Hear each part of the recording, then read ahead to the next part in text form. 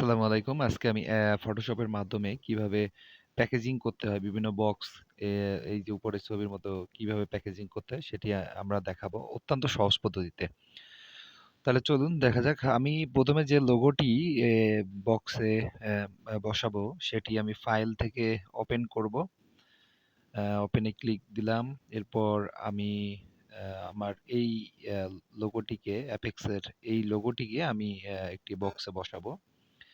এরপর বসানোর পর কন্ট্রোল এ দিয়ে সম্পূর্ণটি আমি সিলেক্ট করব। করার পর কন্ট্রোল সি দিয়ে আমি এটাকে কপি করব। কপি করার পর আমি আবার ফাইলে যাব। ফাইলে গিয়ে একটা নিউ ডকুমেন্ট খুলব। নিউ ডকুমেন্টে আমরা ওয়াইড এবং হাইট 1000 পিক্সেলে আমরা রাখবো। রেজুলেশন 72। এরপর কালার মোড যেটা সেটা আরজিবি দেবেন। নিউ ডকুমেন্ট খোলার পরে আমি এখান থেকে ওপেনে যাব। ওপেনে গিয়ে আমি যে বক্সটি আমি বক্সটিতে লোগোটি বসাতে চাই সেই বক্সটি আমি ওপেন করলাম। এরপরে যেটি করতে হবে, এরপর আপনাকে ফিল্টারে যেতে হবে। ফিল্টারে যাওয়ার পর ভ্যানিশিং যে পয়েন্ট যে টুলটি আছে, ভ্যানিশিং পয়েন্ট সেটিতে ক্লিক করব। ক্লিক করার পর এই যে বাম পাশের চিহ্নটি, এই সিম্বলটি এটিতে ক্লিক করব। পয়েন্টারটি এরকম আসবে। আসলে আমি বক্সের এক কোণা হতে আরেক কোণা এরকম একটি লাইন টেনে দেব। উপর থেকে নিচ আবার আড়াআড়িভাবে ৪ কোণাই করে নেব।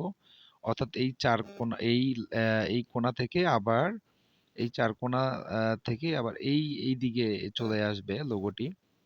সেজন্য আমি কন্ট্রোল চেপে ধরে লাইনটির এই যে মাঝ বরাবর পয়েন্টটি টেনে আমি আবার বক্সের আরেক দিকে নিয়ে যাব। এখানে আবার কন্ট্রোল চেপে আমি এই যে জালটি আমি নিলাম এই জালটিকে আমি ফিক্সড করে দেব। দেওয়ার পরে আমি এখানে যেটি কপি করে রেখেছিলাম এবার কন্ট্রোল ভি, কিবোর্ডের কন্ট্রোল ভি চেপে সেটি নিলাম। এরপর মাউসটিতে ধরে আমি এভাবে বক্সের ইচ্ছা মতো জায়গা অর্থাৎ যেটুকু আমি জালের মতো করে সেট করে নিয়েছি সেই জায়গাতে আমি এই লোগোটি স্থাপন করতে পারবো। আপনারা বিভিন্ন জায়গায় স্থাপন করতে পারবেন। এরপরে কন্ট্রোল এস চেপে সেভ অ্যাসে যাব। এরপর আমি আমার ইচ্ছা মতো ফরম্যাটে আমি ফাইলটি সেভ করতে পারবো। আপনি জেপিইজি অথবা পিএনজি উভয় ফরম্যাটে ফাইলটি সেভ করতে পারবেন। অনুরূপভাবে বোতল থেকে শুরু করে বিভিন্ন ড্রিঙ্কের যে ক্যানগুলো 7 আপ, পেপসি ছাড়াও চিপসের প্যাকেট বা জুতার প্যাকেট তো দেখালাম। বিভিন্ন জিনিস এভাবে আপনারা মোড়কীয়করণ বা প্যাকেজিং করতে পারবেন। ভিডিওটি শেষ পর্যন্ত দেখার জন্য অনেক অনেক ধন্যবাদ। আর চ্যানেলটি সাবস্ক্রাইব করলে অনেক খুশি হব।